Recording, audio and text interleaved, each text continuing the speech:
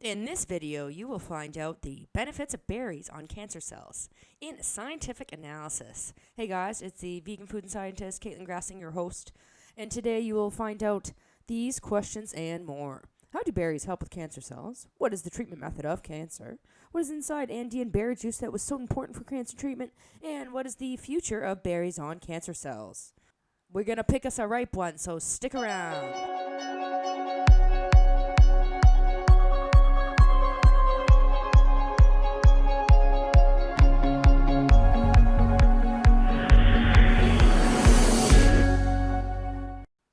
Berries are a class of fruit that do not split open to transfer its seeds once ripened. They can have a few to up to hundreds of seeds. There's loads of evidence suggesting that the benefits of berries on cancer cells. Berries are grouped as such descriptions into commonly domestically eaten, such as examples like black and red raspberries, strawberries, blackberries, blueberries, cranberries, grapes, gooseberries, noni berries, mulberries, elderberries, acai berries, haskap, and lingonberries. So anywhere around the world, pretty much in your country, you can find berries. Berries are a class of fruit with big health benefits. Berries have high antioxidant activity.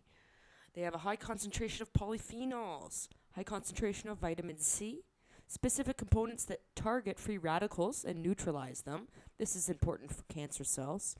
Specific components to aid blood and arterial health, including in the brain, in the blood-brain barrier, and they can pass through this blood-brain barrier that helps to maintain cognition. So specifically berries and cognitive health. Next question, how can berries help with cancer cells? Berries have been scientifically analyzed and found to aid cancer cells on human hosts.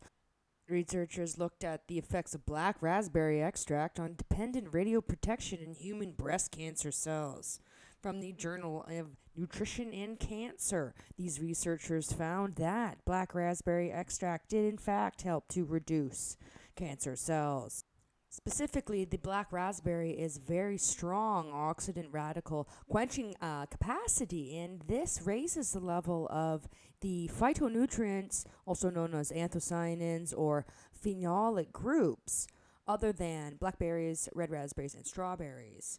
So they found that because of this ability to scavenge for free radicals, this isolates the cancer cells, and therefore you see the evidence of reducing the breast cancer cells. The reason why cancer cells might be researched is that of all of the preventable deaths in the world, cancer is one of the top.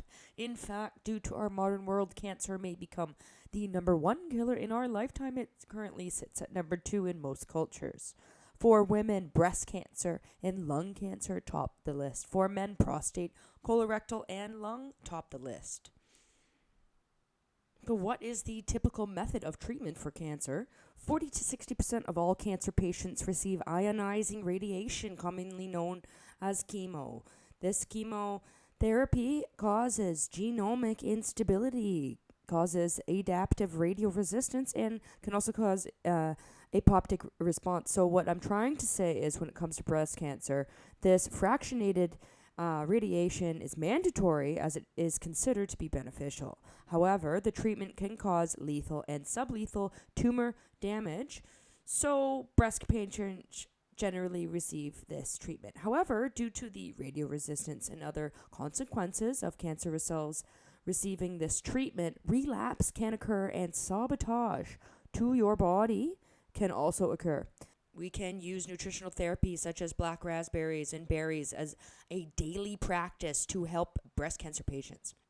Our next question, what is inside Andean berry juice that was so important for cancer cells? Well, the Journal of Berry Research in Colombia found that these berry juice contain beneficial effects on the human body in that they are, number 1, anti-inflammatory, and number 2, antioxidant. Due to these properties in the berries, they act like a shot of water through a water hose, putting out the fire that is pro-inflammatory agents of colorectal cancer patients. So, if these berries can stop the initiation, growth, and life of the cancer cells, how much is needed to see the benefits?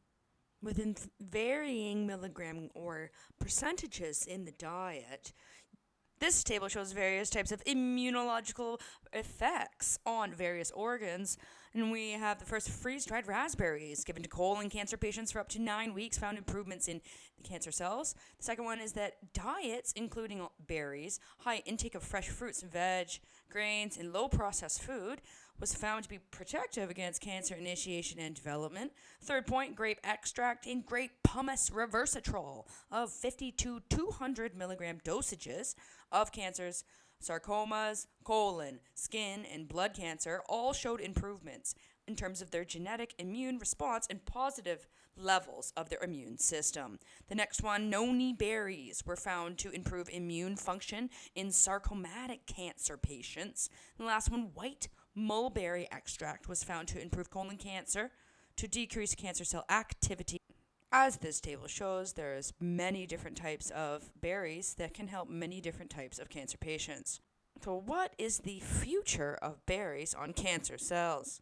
As our research piles up on the benefits of berries, not only on cancer cells, but also in a general boosting our immune and boosting our health, it can be inclusive in a part of our diet. So when we call specific foods that are of plant origin that benefit us is sort of known as superfoods, we call this functional foods as a food scientist. So when we say that berries can be a functional food, whether fresh or frozen or freeze-dried or dried or in a juice or in an extract as a supplement, any of those are viable options to really target those nutrients and get where you need to be in terms of your health. Include a daily dose of fresh berries, frozen berries, or whatever you want, including in your diet. All right, thanks, guys. So that'll wrap it up. Our juicy pick of the benefits of berries, a multi-country analysis. If you like this video, give it a big thumbs up. Check out my other videos, as well as go to my social media pages on Facebook, Twitter, Instagram, and YouTube at The Vegan Food Scientist. Check out my website for more information and a vegan shop. Thanks, guys, and have a great day. Keep it vegan, y'all.